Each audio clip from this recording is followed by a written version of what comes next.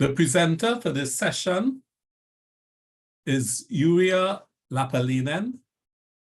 Yrjo is the Data Services Librarian and an assistant professor at Zayed University Library in the United Arab Emirates. The title of his presentation is Enhancing Library Services with Conversational Artificial Intelligence Agents. Please join me in welcoming our presenter.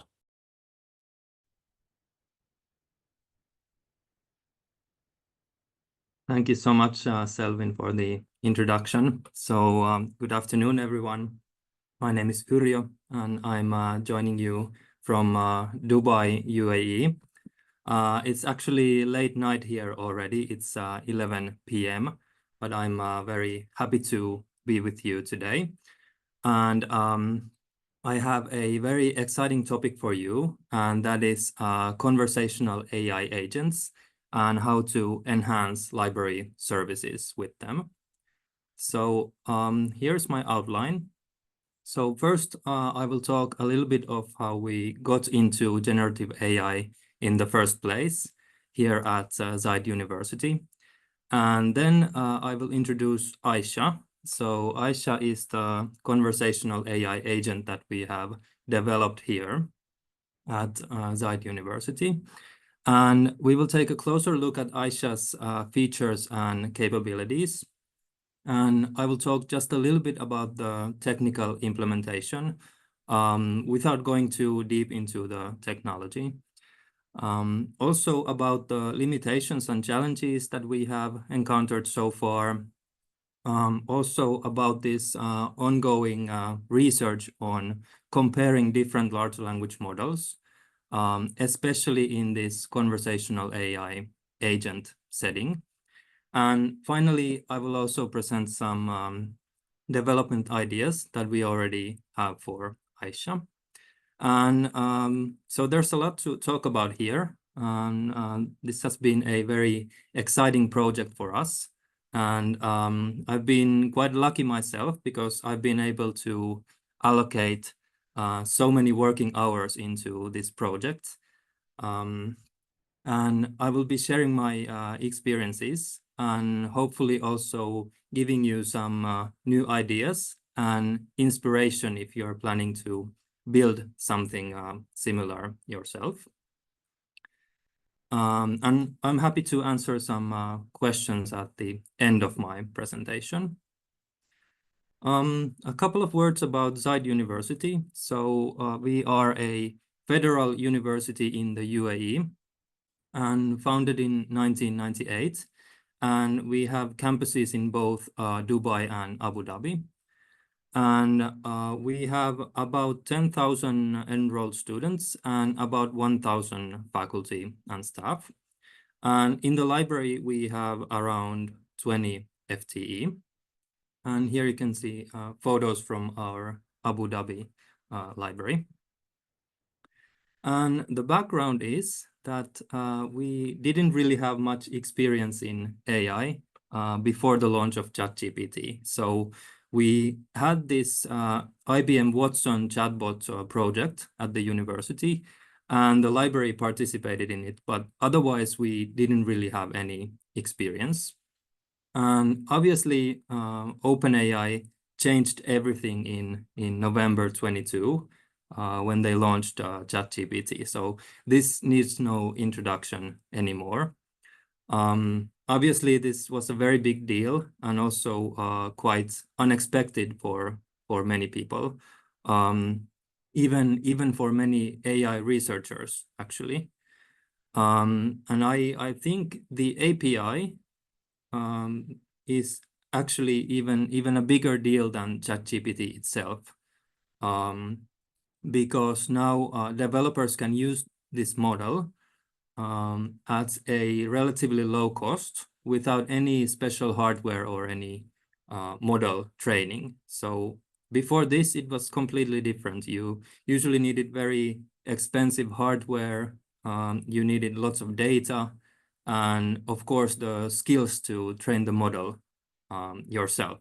But then all of a sudden, anyone can now access this very powerful model and also these computing resources through the API.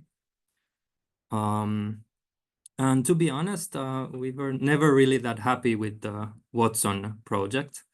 There were many limitations with it. Watson, it's a more traditional chatbot. So you can ask questions in natural language, but it's pretty much based on predefined rules and identifying certain keywords. So of course, Watson, it was very advanced for its time, but suddenly it felt really outdated and old-fashioned when ChatGPT was launched. So when we saw ChatGPT for the first time, it didn't take much convincing. So we immediately realized that this is something completely different, and there's so much potential here. So we started experimenting right away, and we had the first prototype ready already in February last year. And since that, we've been adding new features and improving the performance. So here she is. This is Aisha. So Aisha is a conversational AI agent, previously known as chatbot. And she's designed to supplement our library services, so not meant to replace any humans or anything, but to supplement our services. And Aisha is developed completely in-house. So I have coded Aisha myself using Python. And the funny thing is that I'm not even a very experienced programmer myself, and I don't have much background in programming, but I've used AI as a coding assistant. So AI really speeds things up, and I've also learned so much about coding in this project myself.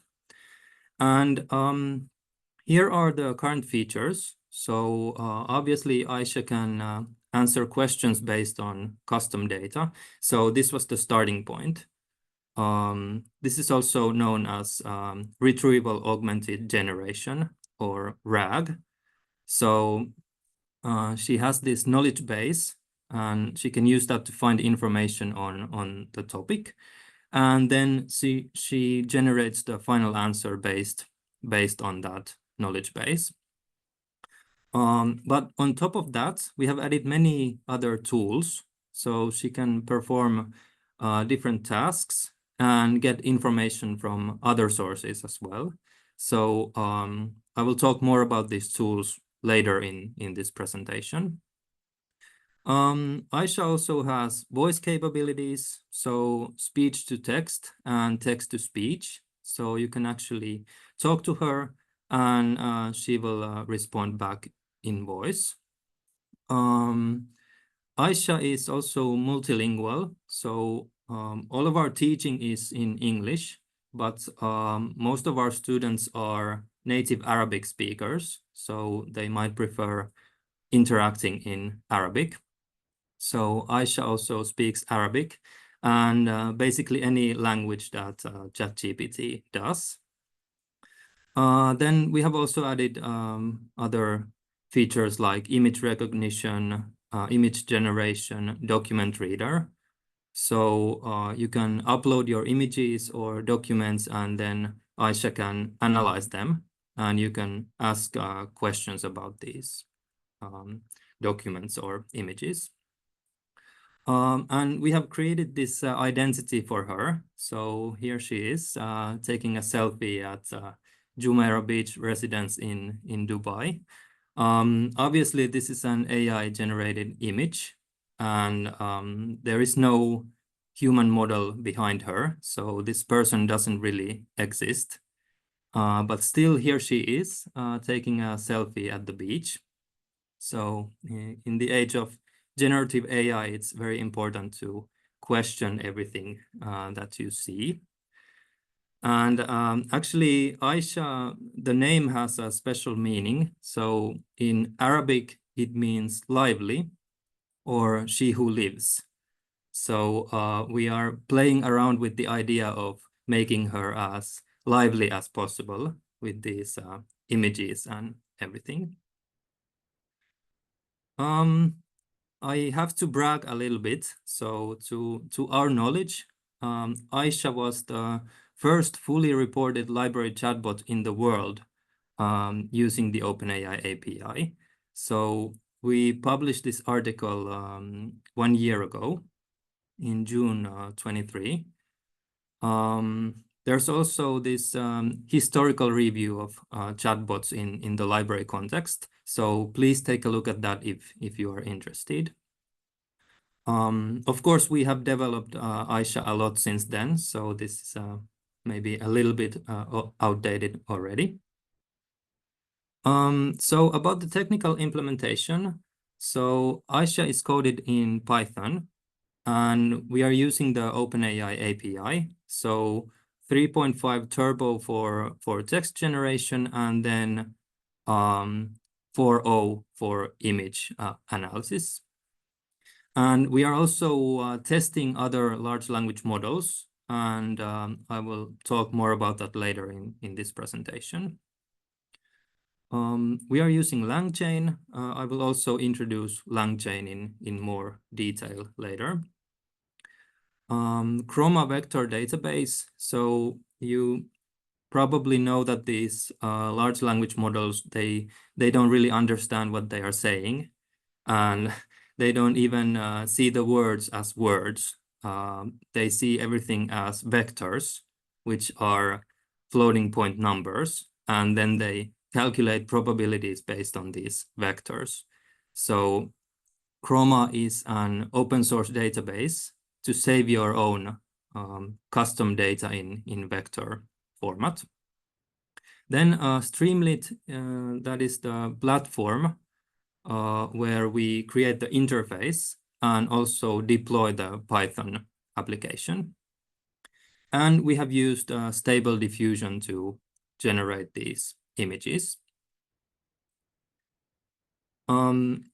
So about the data sources and tools. So for the knowledge base, we took everything from the library websites and also libguides and libanswers. So we cleaned that a little bit, and we removed duplicates, some outdated information. So that was the initial data set. We had about 2,000 rows of data. So this is the main knowledge base.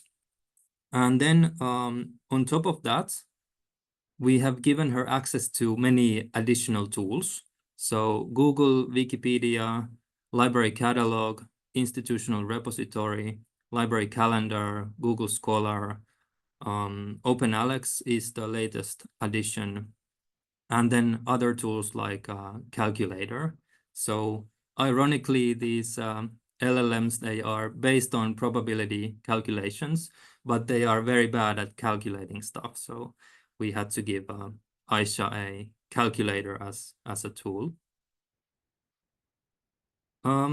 So how does a chatbot turn into an AI agent?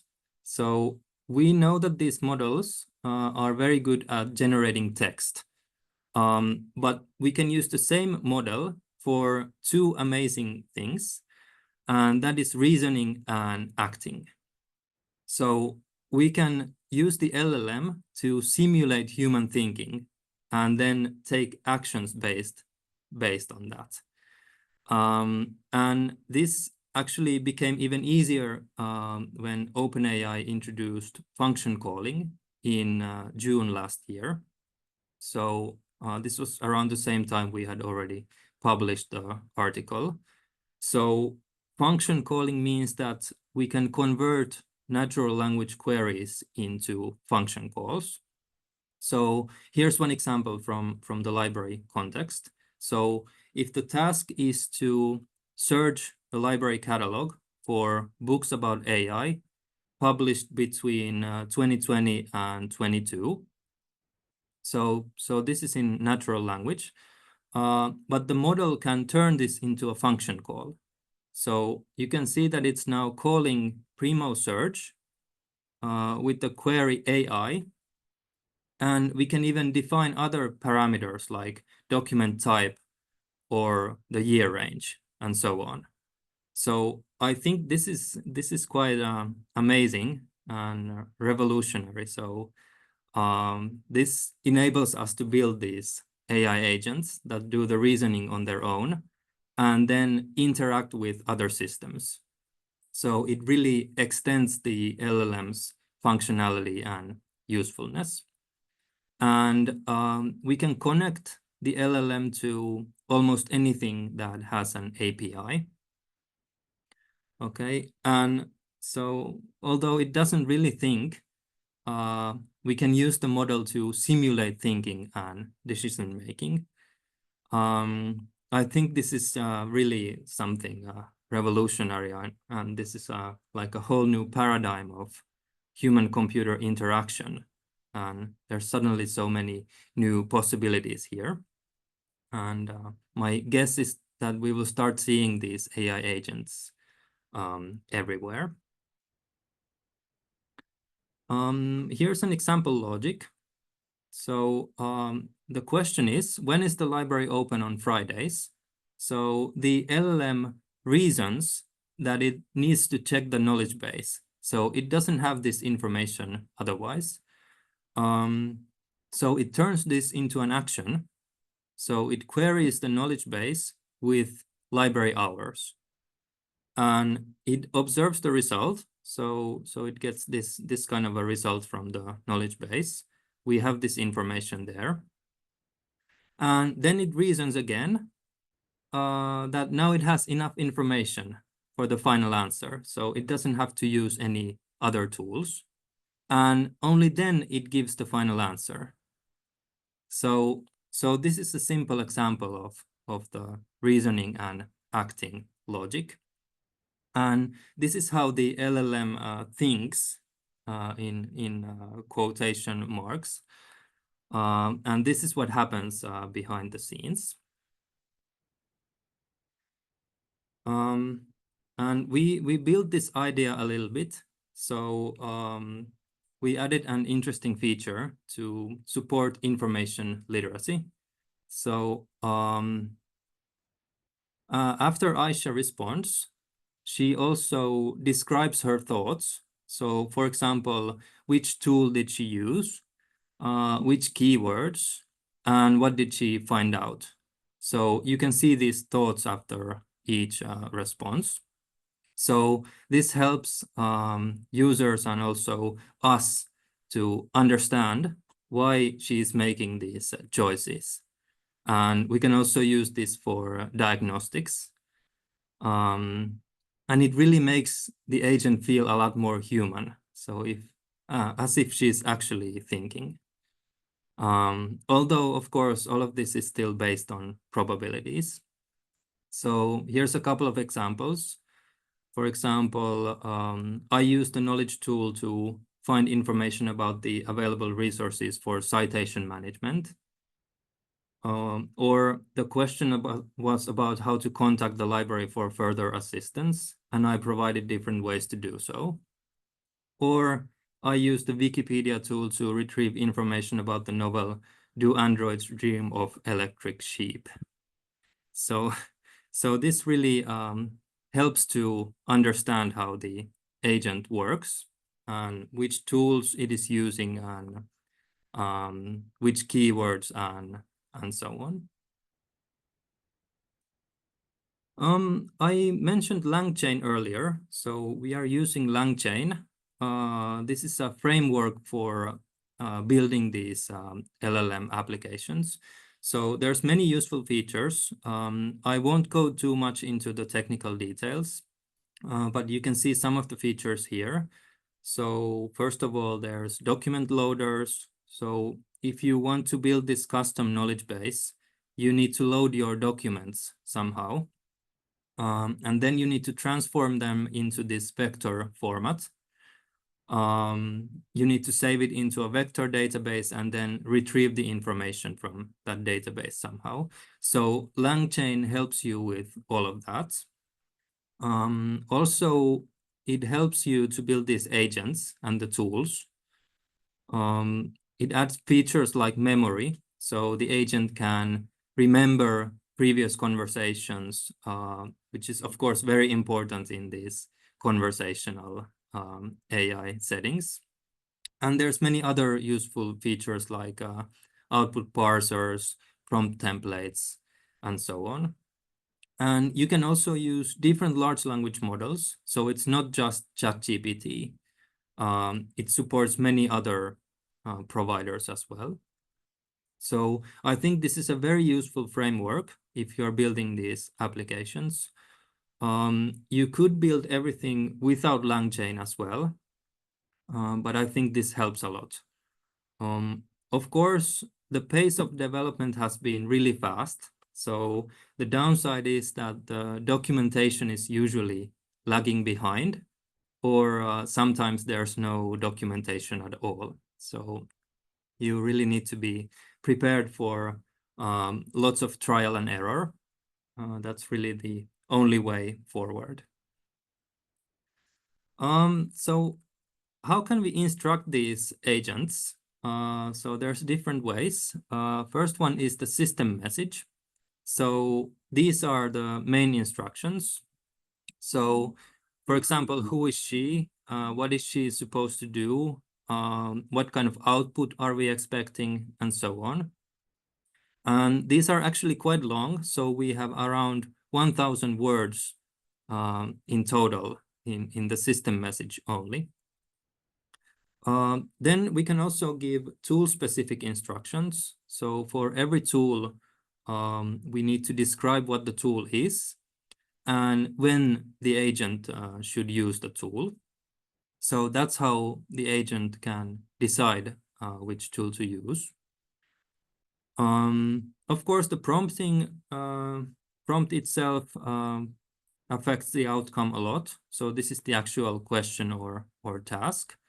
This is up to the user, of course, but the end result, of course, it really depends on how you say it and how you guide the model towards what you want. Then fine-tuning, this would be another option, but we haven't implemented this yet. So we could train the entire model towards desired responses. So we would probably get the best results by combining these two. So optimizing the instructions and then also fine-tuning the model. Okay, and here's more details about the system message. So as I mentioned, these instructions are quite long, and you can see some of them here. So we have 35 main instructions. For example, you are Aisha, a friendly and helpful AI assistant at ZU Library.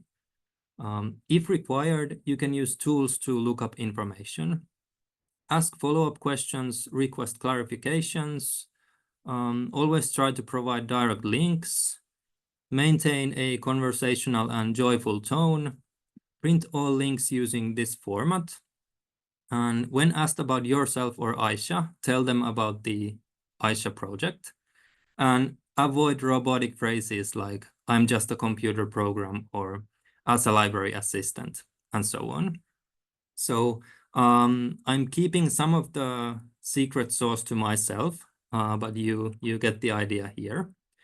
And you can see that all of this is in natural language. So there's no one right way to do this. You can get good results with different approaches, and you just need to experiment a lot and see what works best. So Aisha is still under development, and there are still some limitations. So by now, everyone is familiar with hallucinations. So this is a feature of these large language models. So they usually prefer to generate anything instead of saying that they don't know. So of course, many humans also do this. So maybe that's just human. But it can be difficult to eliminate this completely. But we have been able to reduce these hallucinations quite a lot with this custom knowledge base and also detailed instructions. Then there's also some inaccuracies or old information in the source data, but that is more of a data issue than a LLM issue. But it's very important to take a good look at the source data and make sure it's up to date and there's no conflicting information and so on. Then the LLM APIs, they have some limits. So for example, the number of tokens or the number of API calls. So they are increasing these all the time. So it's not that big of a deal anymore. But especially in the beginning, we kept hitting these limits.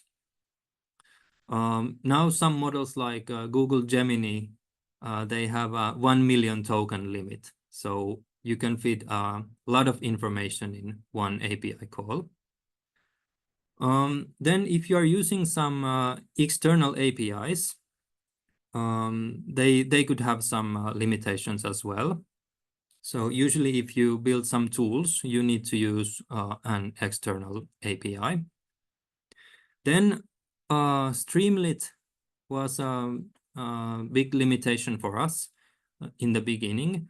So because we started with this Streamlit Community Cloud, and that's a free cloud service, but the downside is that there's only 1 GB of memory. So it can barely run this application with 1 user, not to mention a crowd of 10 people or 100 people. So recently we have moved to a private server, which has a lot more memory. Okay, and currently we are testing other large language models as well.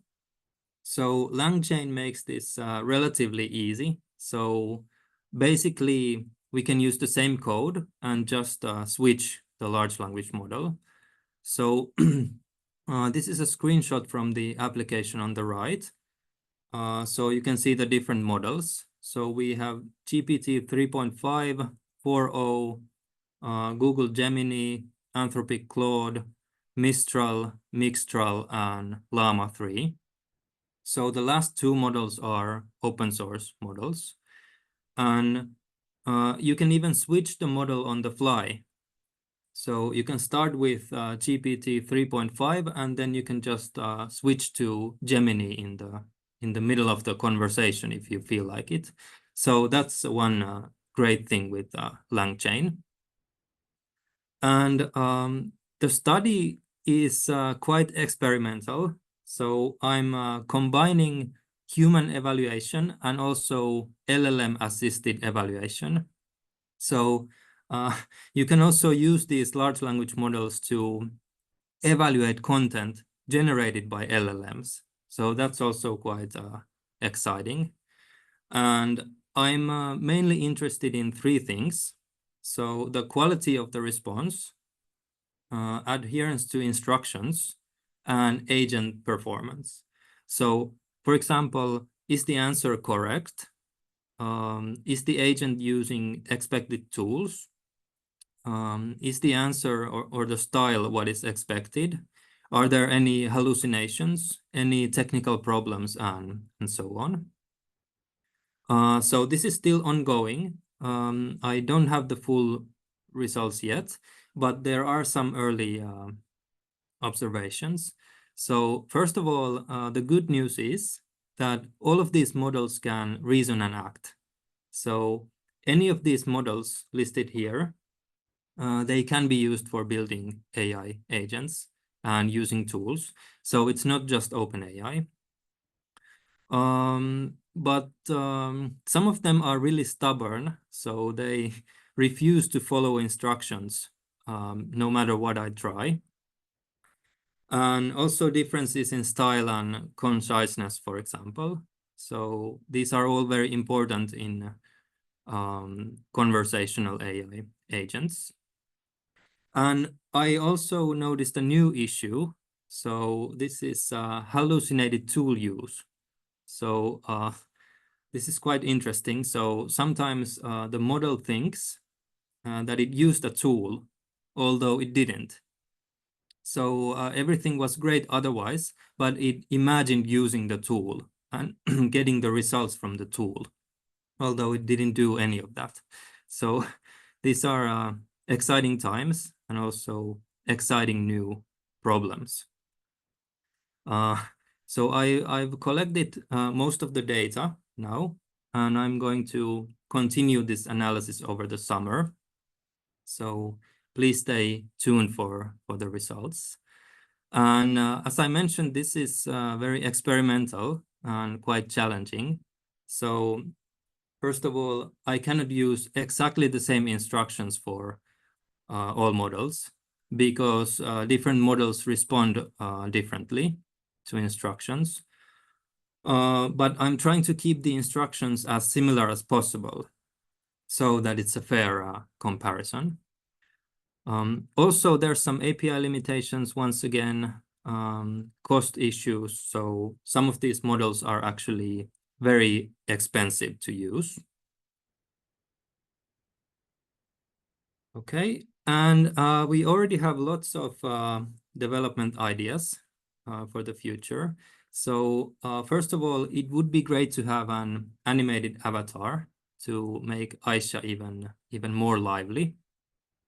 Also, long-term memory would be really nice. So you could continue the same discussion later, or she could even learn your preferences.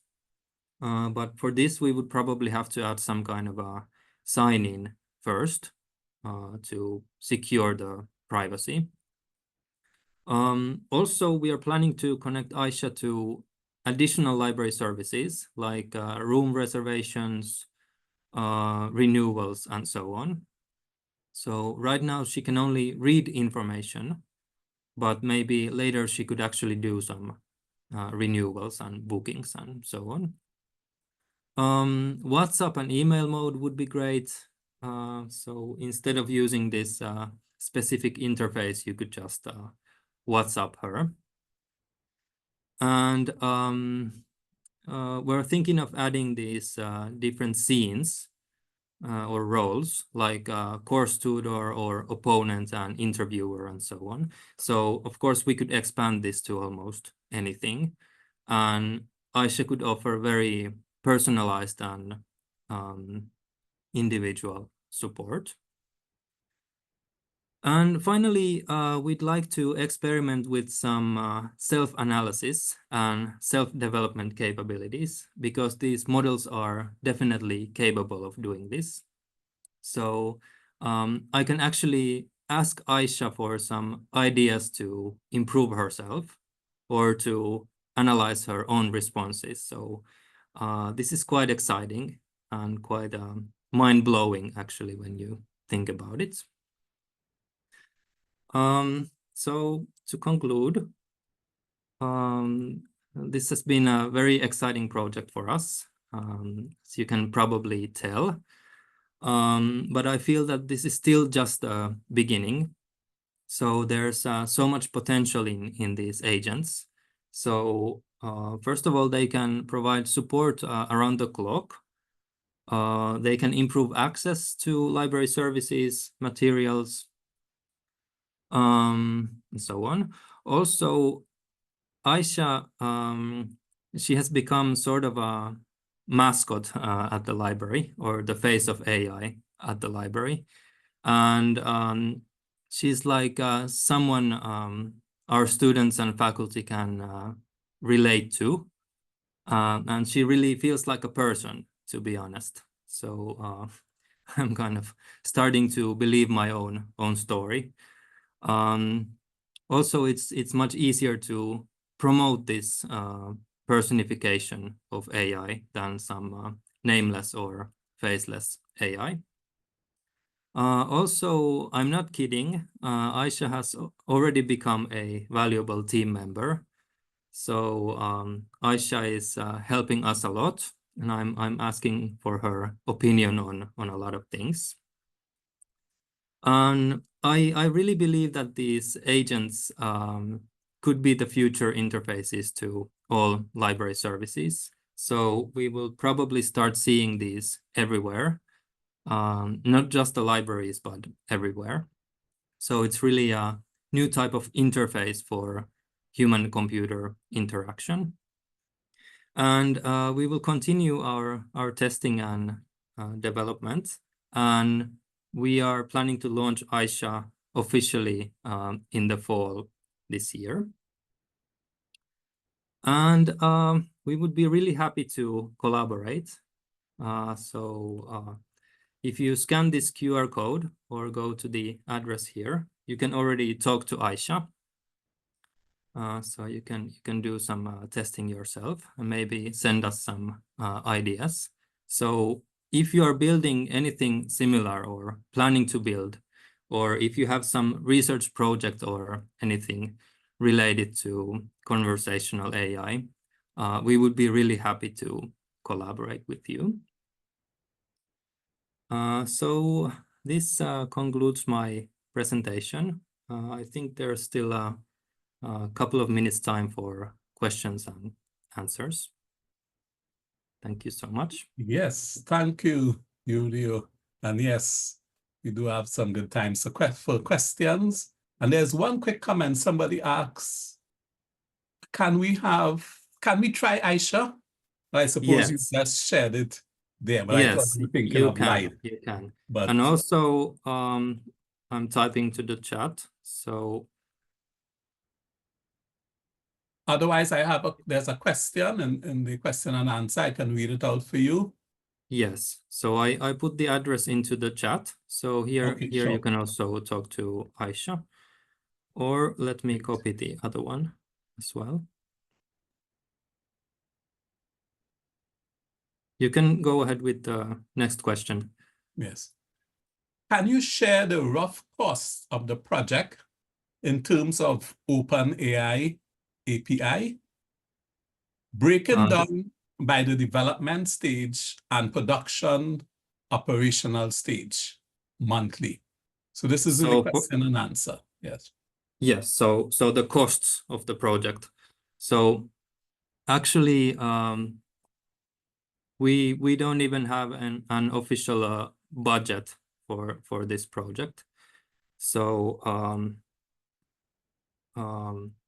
since I'm not calculating the cost for my own labor, so obviously we've saved a lot in that since I've coded it myself.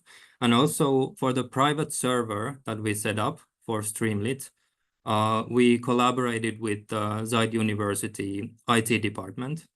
So we are not paying anything for the server either. For the API cost, we are still using GPT 3.5. So that is the cheaper model.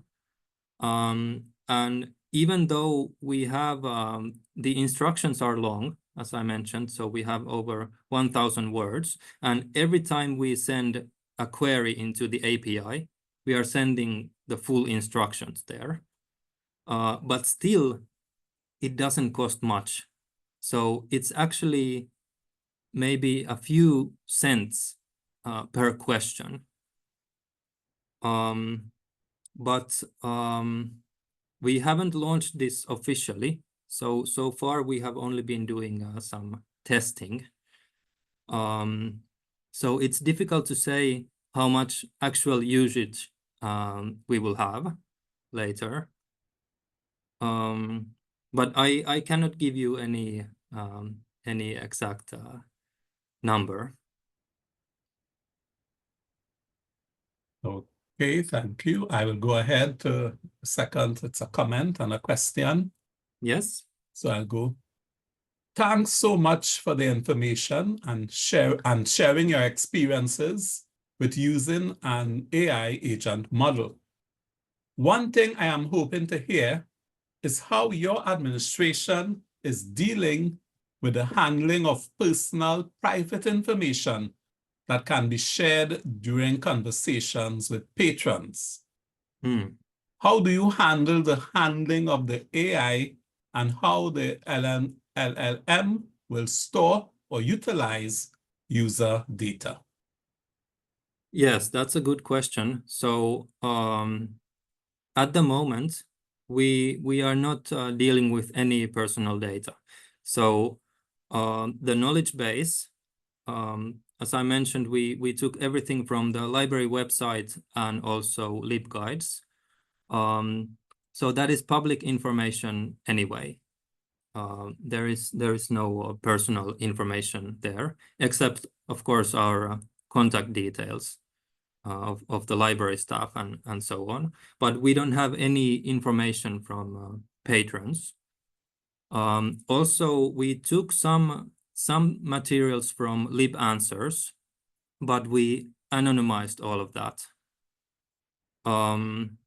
So I mentioned that one of the ideas is that maybe in the future, Aisha could actually do some bookings or renewals and so on. So for that, we need to handle personal information, of course. So we haven't done any of that yet.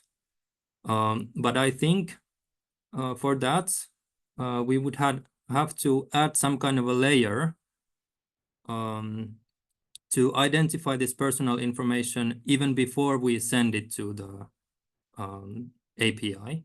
So actually, we shouldn't send it to the API. So we should identify it first and use the API in other ways, but not for the personal data. Or another option is that we could use some local large language model. So I told about this testing that I'm doing, and a couple of those models are open source models. So we could also take those models and we could host them locally, and we could handle all of this locally. So we wouldn't be sending any information to any APIs. But for now, we are not dealing with this yet. Okay, I will go on to another question. What happens if Aisha cannot find an answer to the question? Is there an option or answer that will connect the patron with a library staff? Yes, so I have instructed her to recommend contacting a library liaison or just a library general email address if she cannot answer a question. Sometimes she's following that instruction and sometimes she's not. Okay, go ahead. One more question I'm seeing here. Yes. Or comment at Mix.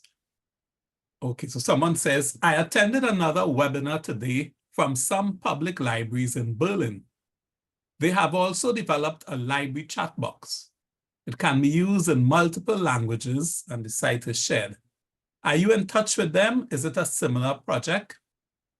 That's one part of the question. You can go ahead. Yes, I am not familiar with this project, but I would really like to know more. So as I said, I would be really happy to collaborate with others on this. Yes. So thank you for mentioning that. Great, yes. I'm wondering, is everyone seeing the questions and answers file? Are you seeing the questions there? Or do I have to put them into chat? The second question here is, how well does Aisha work in various languages? Yes, that is a good question. So we haven't tested that systematically. We have only done some preliminary testing at the library. So we have some Arabic-speaking librarians. So they have tested it, and they told me that she's speaking great Arabic. But we haven't tested this systematically yet. So that is definitely something that we should also look into. Yes. You shared some links there. Can you share it to everyone? It's just shared to the host and panelists. Nicole okay. also, Okay, sorry about that. yes. Yes. Nicole also, can you share the link with everyone? Yes, so this is the link to our library guide. Nicole, thank you so much for sharing the link. So this is our library guide. So here you can find more information about Aisha. Here is also the article I mentioned. And if you scroll down, here you can talk to Aisha. Or you can use the other address. Let me share that as well. Just a second.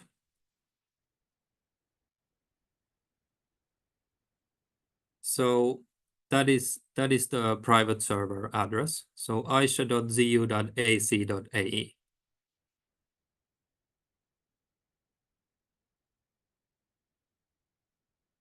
Yeah, it's just embedded here in the guide.